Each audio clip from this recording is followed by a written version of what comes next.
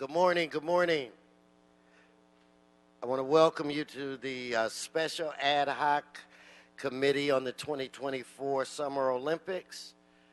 We do have a quorum. I'm joined by Mr. Mitch O'Farrell, Paul Krikorian, and Mr. Curran Price.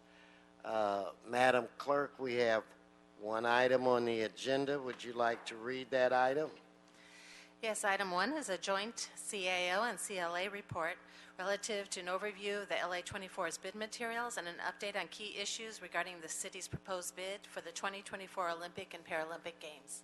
Okay, so I have 2 cards on this item. Three?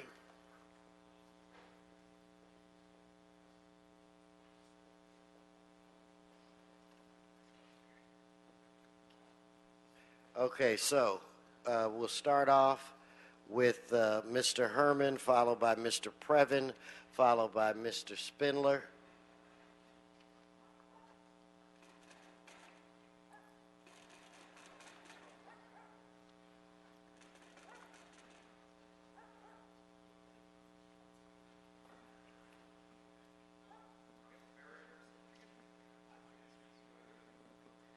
Okay, come on, Mr. Herman.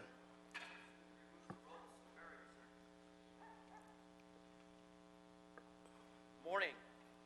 As you all heard, Senate Bill number 1465 regarding the general fund impact revolves around the LA24 Olympics. And my recommendation for all Los Angelinos is no.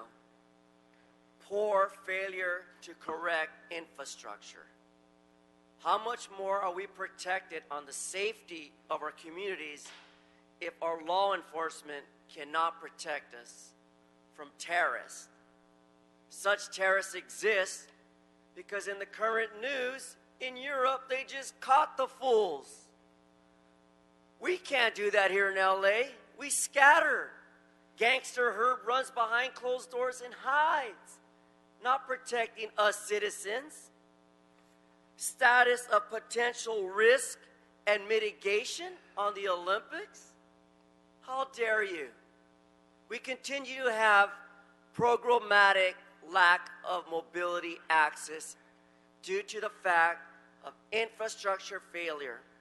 We are close to 50 years behind on infrastructure, but yet Mr. Krikorian turns his back on the subject of the Olympics. Stay on the subject, and you're really not on it. I'm just giving you some leeway here, Mr. Herman. Because so the bid of materials on the updates of key issues regarding the city on the 2024 Olympics. Hey, Sergeant, can you move the chair from the center so I can see the time?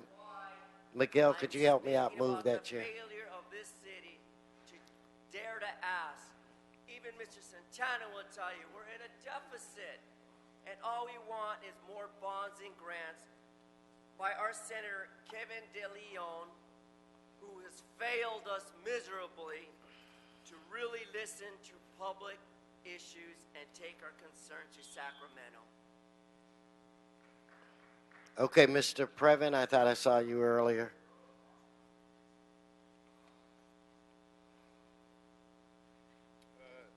Good morning, sir. It is Eric Previn from CD2 at the Ad Hoc 2024 Olympic Committee meeting. Good morning. This is obviously very exciting, and I don't think anybody loves the Olympics more than me, with the possible exception of you, sir, and Mayor Garcetti. And I think we're all very excited about the obviously truthful representation which has come forward, and I've checked again at the document today that zero taxpayer money in any way is going to be deployed. Obviously, we increase some of the security expenses, but we're going to go to the feds for that. So this is a great celebration that finally we have been given some kind of a promise that not a nickel, sir. So that's great. Now, this is also in conjunction with, we got the NFL to come forward in Inglewood, sir. This is a great celebration as well. But unfortunately, we are not going to be able to utilize the new Super Bowl stadium, though we are going to take a look at that later. So we will be using that, and that's a great joy for many of us as well. One point that I just wanted to bring forward as you were trying to push whatever his name, Mr. Herman, I believe, off of his protest. you have an interesting plan that Mr. Chertoff, the former Homeland Security guy, has put up about how to deal with protests, and I thought it looked very interesting. What you've come up with, sir, is a no-go zone. A no-go zone is where we will not be having any criticism or protests of any kind. And what we'll do to avoid getting into difficulties with the LAPD strong-arming people is we'll get private security for that aspect. So I think that that's a typical move. This is what you do at sort of the big meetings in Davos and around the world. You just simply move the protests out of the way. And so I think that that's the way forward, sir. I know that you have been a leader in removing people from various situations where they're not wanted. No, stay on the subject, Mr. Previn. You're getting cute. Stay on the subject. Nobody is cuter than you, sir. Just stay on the All right, subject. I will. Thank you. Your time has expired. Okay, Mr. Spindler.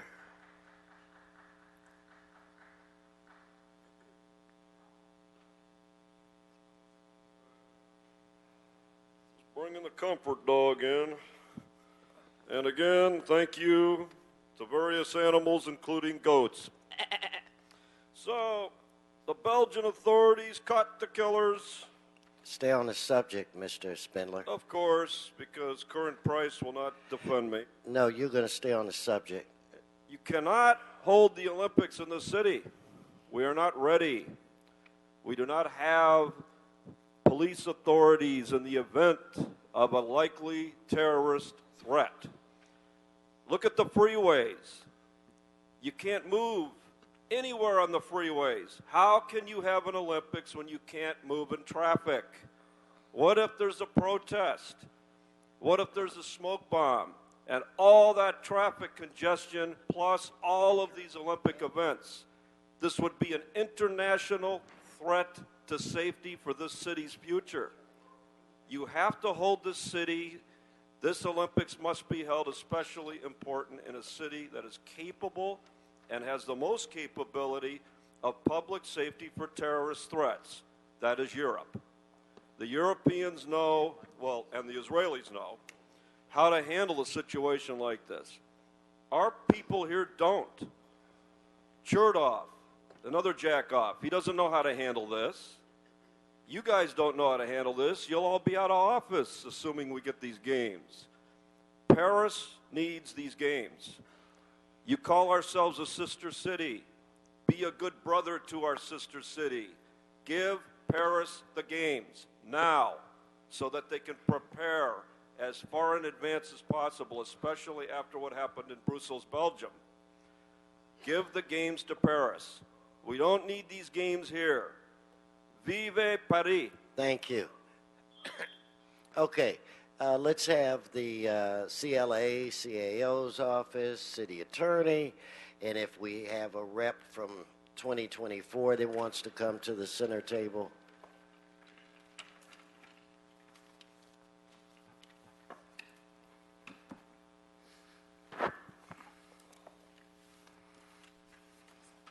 Good morning, and who would like to begin? I'll go ahead and start. Miguel Santana, CAO. As you know, we just submitted our report that's before you. On February 17th, LA24 submitted the stage 1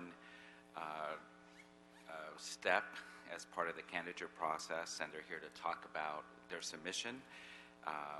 It included all the prerequisite materials highlighting the proposed vision, gains concept, and the strategy to the IOC for its consideration. It identified specific city venues that are being proposed, including the Pulveda Basin, LA Live on Figueroa Street, City Hall, the LA Convention Center, Wilson Golf Course at Griffith Park, and the LA Waterfront. We anticipate starting negotiations with LA24 on those various sites, and it's expected that the city would receive appropriate compensation for the use of those sites. Our report also discusses various risk management issues, including security and state legislation that's been introduced regarding the state's participation in this event. So with that, we'll turn it over to LA24. We'll be happy to walk you through the specifics. But you know, before we go there, maybe you could just give us a quick update where it relates to the work in the state, the legislation, and all of that. Then we'll defer to LA 24. Good morning, Sharon So, CLA's office. I just wanted to make sure you spoke before sir. LA 24. So, yes, state legislation has been introduced. It was introduced last month on the last day of the current session. The legislation pretty much mirrors the last bill that was introduced a few years ago when there was an effort to bring the last Olympics with San Francisco and LA participating. So that bill is actually scheduled to be heard in mid-April, April 12th in the Governmental Operations Committee. And the only difference in the new bill is that with regard to a $250 million support for any financial deficit, net financial deficit, there's also an indication that there would be some expenditure by the city in advance of that, tapping into that $250 million. And that there's actually a blank in the legislative bill right now, and I imagine that at some point that the bill will be amended in some manner to address that. Okay, now if we can go to... Thank you, Mr. President, council members, and CAO, City Attorney, and CLA. My name is John Harper, and I'm the Chief Operating Officer for LA 24, and I'm joined by our General Counsel, Brian Nelson. It's a pleasure to be here today, and thank you for having us in. We're excited to share with you a number of milestones that the team has met since we last met in the Valley. First and foremost, we've continued a lot of the conversations with all of you and your colleagues on the council that has provided great feedback to our plan, so thank you very much for all of that. We've also externally met with 27 of the 28 international sport federations, which is an important group as we solicit feedback to enhance our plans with the thematic of making sure that we're an athlete-focused bid. On February 16th, down the street here in downtown, we launched our brand, our new logo, and our website to bring all of the work over the last 4 or 5 months to the public. We also learned in that time frame since our last meeting that the timing for the submission of the guarantee around the host city contract was moved, as it was outlined in the report, from the second deliverable, which was initially in October, now to the third stage deliverable, which is in February. So give us some more time to contemplate that. On February 17th, we delivered the stage 1 deliverable that I'll talk a little bit more about. And then 2 weeks ago, it was very exciting, we announced what we think is a real impressive athletes commission that will be headed by Janet Evans to anchor kind of the voice of the athlete in our bid plans. So for the first deliverable, just to provide an overview of that, really it was we were asked to provide in 86 questions in 60 pages an overview of 3 main things. First, the vision for LA 24's games here in Los Angeles. The Olympic and Paralympic Games concept, so essentially a 50,000-foot view of the sports and the venues that would make up the games. And then a host of base facts around the city that obviously puts Los Angeles in a great light on the global stage. And so to summarize the vision that we laid out before we get into the concept, ultimately LA 2024 is looking to create a transformative Olympic and Paralympic Games, utilizing the city's ideal climate, the unparalleled culture of creativity and innovation, as well as its youthful energy to reimagine a new games for a new era.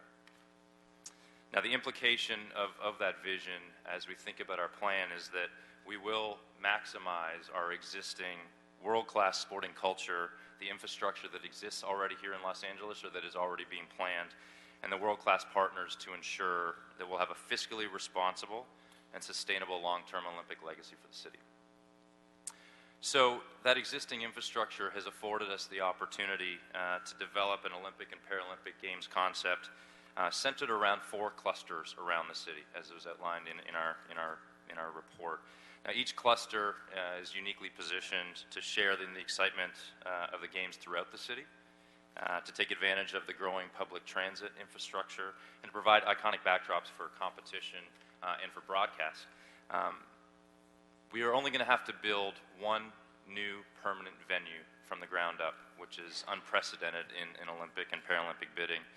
And as well, the Paralympic competition will also utilize the same 4 clusters, the same venues as the Olympic Games 17 days later. That provides an exciting stage for the Paralympic movement. And then we're very fortunate, of course, to have very passionate and world-class partners as part of our effort, in the likes of UCLA, USC, Anschutz Entertainment Group, Madison Square Gardens, and of course the city of LA and the surrounding cities. Let me jump in for a second. Take a moment and just kind of explain the one venue. You said it's precedent setting.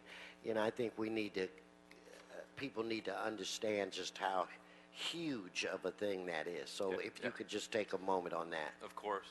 So about a year ago, the IOC instituted a reform called Olympic Agenda 2020. And the basic concept of that is to be more sustainable in Olympic Games presentation, as well as fiscally responsible in Games bidding. And so how that pertains to us and why we feel like we fit that to a T is that the existing venues that we have, that I'll go through real briefly, as well as some temporary buildings that allow us not to have white elephants, as it's called, left around, allows us to have 97% of our venues that we're proposing for the Games concept that are either existing today, planned by third parties, not by the Olympic Committee, or that will be temporary. So the one venue that we've talked about building is the canoe kayak slalom event that would be a really interesting legacy, a recreational as well as a training facility left for the city of Los Angeles. And again, the unprecedented nature of that is that typically there is a lot of construction in putting on games and a lot of infrastructure, and we won't have to build virtually anything. Yeah, so I think it kind of reinforces the fact that we are ready. Absolutely. And that a lot of our work is facelifts and making things look a little better and what have you. So that's exciting. So continue. I'm sorry to interrupt. No. I mean, that's leading us right to where we were going. So, I think if I was to summarize, maybe I'll kind of play off that as to summarize the clusters very quickly that was outlined in the plan. It talks about those venues. So the coastal cluster is the first one that we'll talk about, that stretches from Westwood down to the beach. And as our CEO, Gene Sykes, mentioned in our last meeting, we talked a lot about the Olympic Village being at UCLA, which we think is a really unique opportunity for the athletes to utilize amazing residents as well as training facilities. So our Olympic Village will be centered in the coastal cluster, as well as athletic facilities. The likes of field hockey will take advantage of their athletic fields, and volleyball will take place in Poly Pavilion. Beach volleyball will take place, obviously, in the birthplace of the sport on the beach, as well as triathlon and open water swimming. As you know, there were no games being played in the San Fernando Valley during 1984. We're excited to bring the second cluster, the Pulveda Dam Basin Valley cluster, to our concept that will host 4 sports: equestrian, modern pentathlon, shooting, and then canoe kayak slalom, as I mentioned. The South Bay, as we call it, is essentially the StubHub Center, which is run by Anschutz Entertainment Group, and a great pocket of activity already. We'll take advantage of that for rugby in the stadium. The tennis center will be used for tennis, and then the existing velodrome will be renovated for indoor track cycling. And then downtown will be the heart of the games, as we would expect. Starting here at City Hall would be the start-finish for the road running race and the cycling races, and then we'll take advantage of the neighborhoods for the actual course themselves to be able to show the diverse communities around the city. LA Live will be kind of the center of that, which will leverage Microsoft Theater for weightlifting, Staples Center for basketball, the Los Angeles Convention Center for a variety of combat sports, wrestling, judo, and fencing. And then USC, as it did in 1984 and 1932, will leverage the Coliseum for athletics, and the fact that they're doing a close to $300 million renovation will bring it into a new era. But we will have some renovations around that to insert a track for the athletic games. And then we'll utilize the new LAFC stadium for our aquatic center. So really this downtown core becomes the heart of the games. There will be other venues that will be used, and again, speaking to LA's world-class infrastructure, the Rose Bowl for our soccer finals, the Forum for Gymnastics competition, Wilson Golf Course. Rio will be hosting golf for the first time in the Olympics. So Wilson Golf Course will be a wonderful legacy for golf. So I will make sure that I stay away from that for over a year to give them enough time to, put the course back in shape. Exactly. Yeah, replace my divots. And then LA Waterfront for the sailing competition to take place for all of the picturesque views there, and Universal for the International Broadcast Center and Media Press Center, which is a very unique legacy for our bid with a very important Olympic partner. And then finally, as was mentioned earlier, the new Rams Stadium is not part of our current plan. The announcement of the Rams, the exciting announcement of the Rams coming back to LA was announced about 2 weeks before our deliverable, so we weren't able to include it, but we have engaged in conversations with them, and we look forward to considering how we can use that. So that all said, I think the decision that we've made, the concept that we developed is extremely exciting, but it's also extremely fiscally responsible. We've looked to minimize risk as best we can, and we really believe that our plan is different. There's no promised planned infrastructure for the city that bids typically do.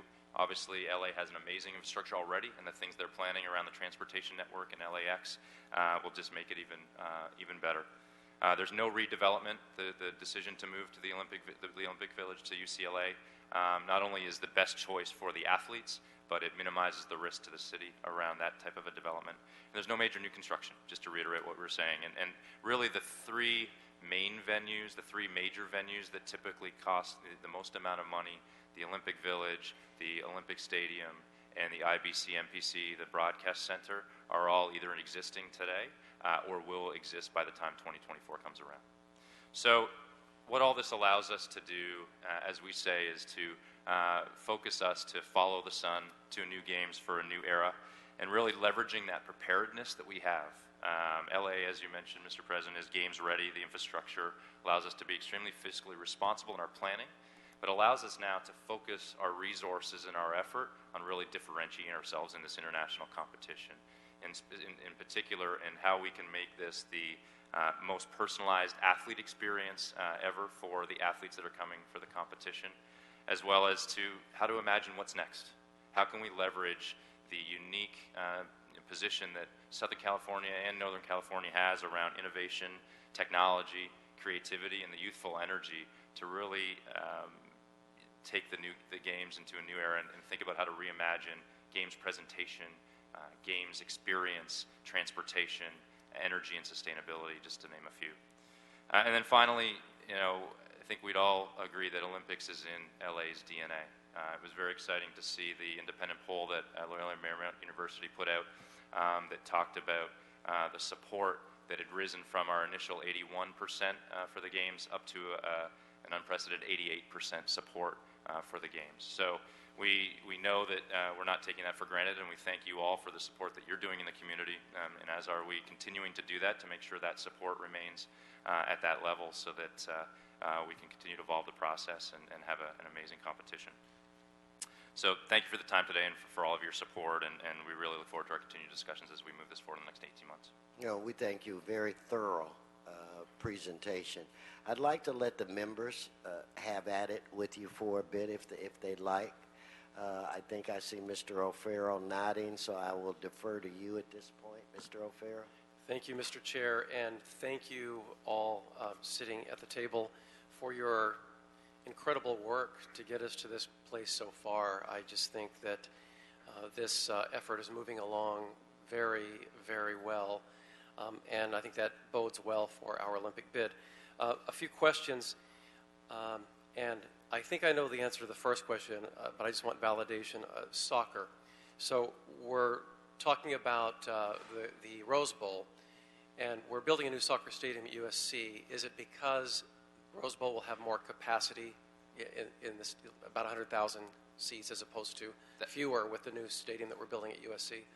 Yeah, that's correct. Yeah, the soccer finals is a very popular sport, and It also held the gold medal match in '84 and the final match for the World Cup in '94. So there's also a lot of history there, but primarily it's the capacity and the sight lines for soccer is amazing. And depending on how many soccer games it's going to take to get to the gold medal game, might the new facility also be used for some of the games or not at all? And just to clarify, you're talking about the LAFC stadium at Right. Yes. So right now we have that slated for the aquatics competition, see. which will be a temporary construction. Our plans for the preliminary Yeah, 'cause rounds, weren't you- as they're called. To jump in, weren't you, just to explain, that's where you were going to take the actual swimming pool and kind of temporarily drop it in? You may want to take a moment and Sure. share Yeah. that. And no, that's correct. It's a temporary build that would essentially bring the pool in a temporary capacity onto the field and offset in a way that allows the sight lines to be perfect setup for a swimming event, and swimming obviously in a city like Los Angeles, to be able to do it in an open air environment in a setting like that is exciting for the athletes. And we think putting the swimming competition that is typically that first week of the games and the athletics competition, which is typically the second week of the games, creates an unbelievable hub right there together. The preliminaries, back to the question around soccer, we have not been asked by the IOC to talk about our preliminary plan yet, but very similarly to the other cities in our competition, we consider the preliminaries to be a multi-city preliminary competition. So whether that's around the state or potentially around the U.S., obviously the United States has an amazing network of facilities that could host this. And you mentioned, thank you for that, and you mentioned the Sepulveda Basin, excuse me, as one of the featured locations for Olympic venues. Is that where you intend on building the whitewater rafting course? Correct, yes. Yeah, just above Lake Balboa. And then in terms of the Coliseum, there will be a renovation involved with the Coliseum. Is that correct? Yes, well, USC is doing that on their own. It's not a part of our Olympic plan, in part to build, to reinvigorate the stadium for their own football program, but obviously the NFL will be playing that for the first couple of years, so they'll take advantage of that as well. So that's a lucky sort of aligning of the stars there. Very And much. to your knowledge, will that be what they plan on doing at the Coliseum? Will that be sufficient for an Olympic Games as well, to your knowledge? Absolutely. I mean, we've met with them, many times around their plans. Now, it's important to clarify that the Olympic Stadium, is games ready today. We could accept the stadium as it is today. We will put what's called an Olympic overlay, primarily the track and some Olympic, investment in. But we expect those additional renovations to, make it that much better. And lastly, you mentioned quite credibly that Los Angeles is an Olympic Games city. We've hosted two very successful Olympics in '32 and '84, and it should be noted that each of those games were conducted without city taxpayers being on the hook for cost overruns. So I'm very excited about the Kevin DeLeon bill, and I want to continue exploring options with the LA 2024 committee that will put us in line with the previous two Olympics, and that is think very creatively about how we can guarantee cost overruns that we're not holding the residents of Los Angeles responsible for that. I think we have so many resources we can cobble together that we can think of a new way forward to mitigate that concern as well. And I look very forward to working with my colleagues and the LA 2024 committee on that aspect of the Games. As do we. Thank you very you so much. Thank you. Mr. Krikorian or Mr. Price?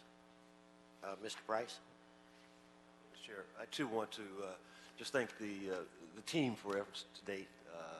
This is really shaping up to be an exciting opportunity to showcase our community, but also the games in ways that we haven't before.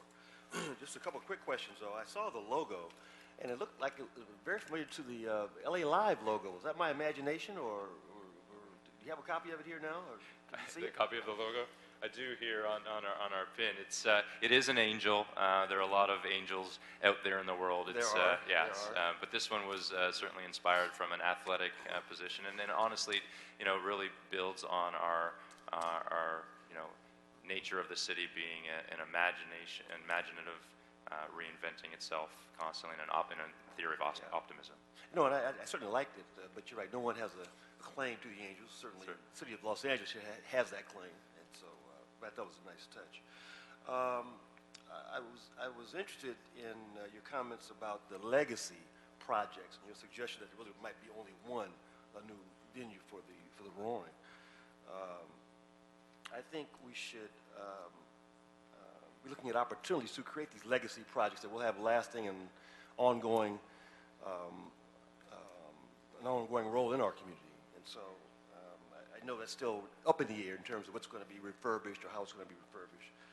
But let me just give you a thought. I know that we're trying to stress a car-free Olympics, and we're certainly going to be highlighting our rail lines in South LA. That's the Blue Line, Expo, and Crenshaw line. But we can't neglect the freeway. And so I think, just again, in terms of legacy improvements, opportunity, and while we might not necessarily want folks to be on those freeways, we certainly want to benefit the communities around those freeways. And so I think we ought to be looking at some ways, perhaps, to do murals or other public art or lighting or landscaping, around the exits. Again, as a legacy to the Olympic Games, but also recognition that we want to bring some improvements to the community, and especially when that 110 freeway runs right through the middle of our area. The 110 and certainly the 10 freeway also, but I'm focusing right now on the 110. It just suggests that there might be some opportunities there to provide some legacy improvements that will have some long-lasting effects and some immediate benefits as we showcase our city to individuals around the world. Thank you. Mr. Gregorian? Thank you very much, Mr. President, and thank you all for a terrific report and update. I guess I want to say first, I'm actually pleased that the host city contract time frame is extended a bit. It gives us more time to evaluate potential mitigation of financial risk, to work with our partners in Sacramento. All of that is good. Obviously, as budget chair, one of my primary concerns is going to be risk to the risk to the taxpayers in this bid. But in that context, I want to say too, as Mr. O'Farrell alluded, we're the only city on planet Earth that has ever hosted 2 Olympics that made money. We have several generations of Angelenos right now who are benefiting from the 1984 Olympics and the legacy, the financial legacy that it left. So that already gives me a high level of confidence in our ability to do this in a way that other cities have not. But the other aspect that's very encouraging is that invariably the cost overruns that other cities have experienced have come from infrastructure investment and facilities construction. It's not because they haven't sold enough tickets. It's because of those two things. And we are situated, I think, right now. We could be the backup plan for Rio. If Rio weren't able to go forward, we could do the Olympics, right now in the city of Los Angeles. And by 2024, what we will have available will be absolutely unparalleled by any city in the world at very little cost. And when it comes to transportation infrastructures, others have mentioned, we have 5 rail lines under construction right now in Los Angeles. No other region of the United States is building 5 rail lines at once. We're doing that right now, and all of those will be available to our visitors for the 2024 Olympics. They will all be completed, access to the airport, improvements to the highway system as well, Mr. Price, but transit will be significantly improved by 2024. So that cost element also will be addressed and won't be a part of cost overruns, and we will have a city where people can really make it around easily. And then in terms of people on the freeway, Mr. Price, you might remember, as I do, that the 1984 Olympic time frame was the best time on freeways we've ever experienced. It was the one time I can remember having several weeks of no traffic at all on the freeways. And so with advance planning as we did then, with split shifts in our private sector, with alternatives offered to one person, one car, we can, I think, not only address those challenges, but actually have an improvement over what our normal transportation situation would be. One final point I want to make is on the facilities in the San Fernando Valley.